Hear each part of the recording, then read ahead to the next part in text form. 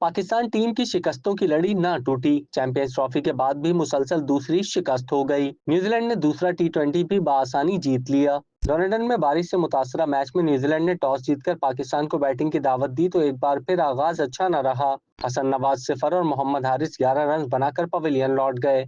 इरफान नियाजी 11 और खुशदिल शाह 2 रन बना सके। सलमान अली आगा ने 46 और शादाब खान ने 26 रन बनाकर पाकिस्तान का स्कोर 135 रन तक पहुंचाया।